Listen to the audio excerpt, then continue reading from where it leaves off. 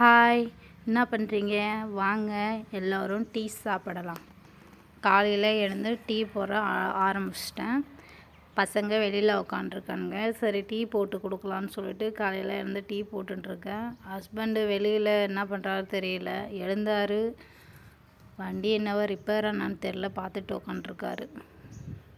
சரி, அந்த டீயை மட்டும் பசங்களுக்கு போட்டு கொடுத்துட்டு காலையில் சாப்பாடு செய்யணும். மாவு இல்லை, அதனால் மதியத்துக்கும் காலையிலக்கும் சேர்த்து சாதம் வடித்து என்ன குழம்பு வைக்கிறதுன்னு காலையில் எழுந்தாலே மனக்குழப்பமாக இருக்குது. ஏன்னா காய் எதுவும் வீட்டில் இல்லை, எல்லாம் தீர்ந்துடுச்சு. சந்தைக்கு இன்றைக்கி போனால் தான் வாங்கிட்டு வர முடியும். ஃப்ரிட்ஜ் இல்லையா வீட்டில், அதனால் ஸ்டாக்கில் வாங்கி வைக்க முடியலை. நாங்கள் இருக்கிறதே வாடகை வீட்டில் இருக்கோம், எங்கள் ஃப்ரிட்ஜெலாம் வாங்கிட்டு வந்து வைக்கட்டுன்னு சொல்லிட்டு நாங்கள் எடுத்துகிட்டு வரல. ஆனால் எங்கள் கிராமத்தில் இருக்குது ஃப்ரிட்ஜு. ஆனால் நாங்கள் வாடகைக்கு இருக்கோம். நாங்கள் வந்து 2 month ஆகுது.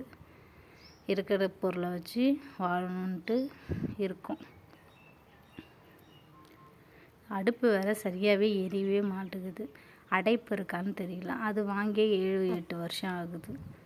அது சரி பண்ணணும். தீயும் உரைக்க மாட்டேங்குது, ஒன்றும் உரைக்க மாட்டேங்குது.